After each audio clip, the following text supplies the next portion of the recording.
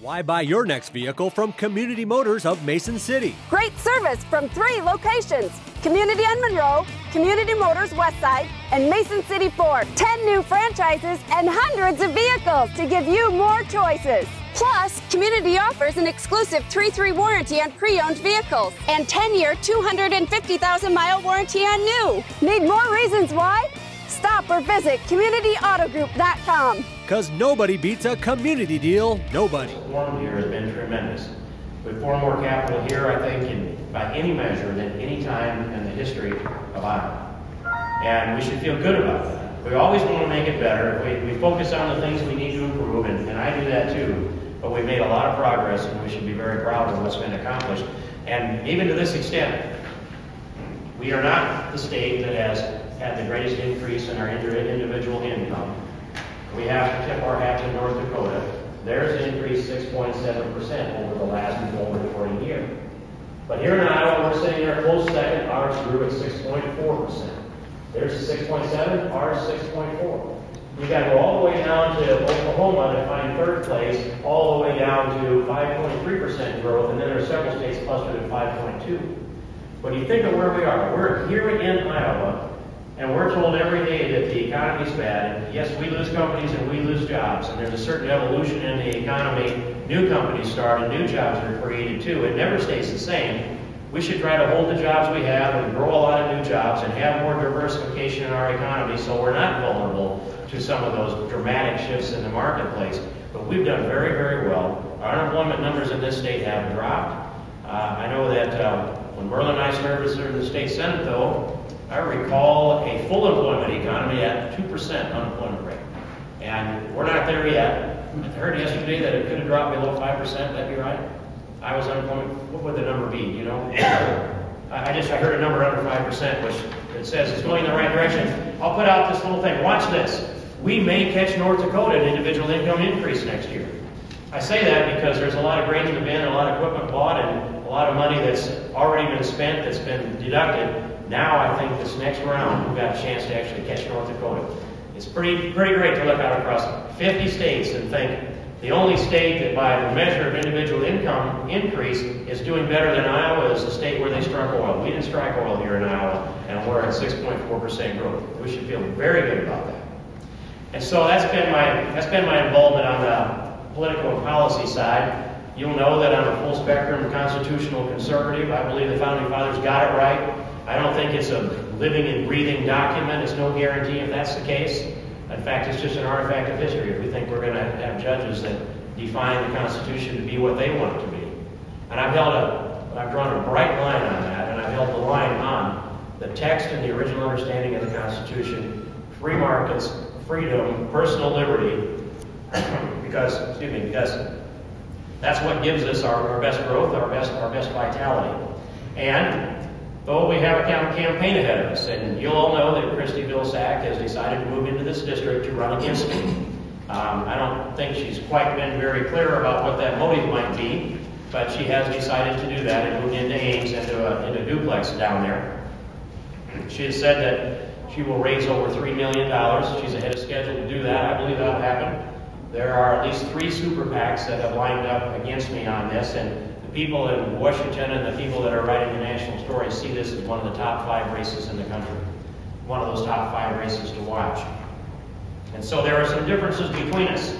Even though she doesn't take a position on anything that's happened before that I can find, we do know that she said she wants to get elected in order to help Barack Obama get reelected and to support his agenda. So, and I'm not too happy about that motive myself. But I can tell you what his agenda is. I've been doing battle with Barack Obama's agenda now for 3.5 years. And the #1 highest profile piece of Barack Obama's agenda is, of course, Obamacare. And as that rolled out and they brought that bill through the House of Representatives, I called a press conference and tens of thousands of people came. They came from all 50 states. They did so because they wanted the federal government to keep their hands off of their own personal management of their health care. Well, we know that didn't happen. that Nancy Pelosi and Harry Reid and Barack Obama put together, I will call it a legislative shenanigan, to package up a means to slide Obamacare through with I could take you through the whole thing. It's too long, it's too boring, but it is infuriating. It wasn't the voice of the American people is my point. And immediately upon the passage of Obamacare, after those long rallies throughout that weekend, I thought that I hadn't hardly slept, and I jumped over a wall to get to a rally because it was too long to walk around, and I tore up my knee. And so it was all swollen up, and I was dragging my leg. And the vote went up late on a Sunday night, and I thought, well, I'll just drag my leg home and I'll sleep and just sleep the sleep of the dead until I wake up. Then I'll figure out what to do. And I laid down and probably slept about 2.5 hours, and I just couldn't sleep anymore. And I got up and I wrote a bill draft request to repeal Obamacare. Had it at the door of the Legislative Services offices when they opened it. And a few hours later, I had the 40-word draft of the 100% repeal of Obamacare. And I brought that forward and got a lot of signatures on it, introduced it. I turned it into a discharge petition, and we got 173 signatures on the discharge petition. There were only 178 Republicans in that Congress. It was bipartisan. One Democrat did sign it. If we could have gotten 218, we'd have forced a vote on the repeal of Obamacare in the same session that passed. And Heritage Action said that discharge petition, because people were held accountable to sign it, made the difference between 7 and 8 congressional seats altogether. That Republicans that ran on repeal of Obamacare, that made that point that their opponent had voted for it, they would be against it and they would vote to repeal it. Well, no one wonders where I stand. I'm for the full 100% repeal of Obamacare. Christy Vilsack would go to Congress to defend Obamacare and defend Obama and his agenda. That's her statements. That's the difference. Steve King is for the full 100% repeal. That's plank 1 in my platform. I believe it's plank 1 in Mitt Romney's platform. And that's what we've got to go forward and do if America is going to grow and prosper and ascend upwards into our American destiny, rather than slide off into the abyss of the default that Greece is looking at. Second priority, plank 2, is I've come to the conclusion, and I'm watching the politics, of course, and dealing with the 435 people in the House and the members of the Senate that I interact with on an irregular basis, but there are good people over there, and I'll say a growing number of good people. And I've come to this conclusion: the will to balance the budget does not exist in the United States Congress today. I don't know what has to happen to get to that point where we balance the budget willfully. When I went there in 2003, I went to the chairman of the Budget Committee and said, "Where's my balanced budget? Where's our balanced budget?" And he looked at me and said, "There isn't one. We can't balance the budget. Don't you know the dot-com bubble has burst? We've been attacked on September 11th. We're at war. We're the prospects of starting another war. We've got TSA to ramp up and all the securities in this country. We can't balance the budget." And I pressed that we could and should, and I thought I would put my little team of freshly hired staff to work to rewrite the entire federal budget. And it was a little harder than we were prepared to do in our little shop there. Since that time, I've turned my pressure up through the Republican Study Committee, and it took several years to get to the point where even the conservative Republican Study Committee was prepared to offer a budget that balanced. We did that, though, several years in a row, and I've stuck with that all along. The Ryan budget, as much criticism as it has taken, still doesn't balance for 26 years. That's not fast enough. Marilyn and my 3 sons are in their mid and early 30s.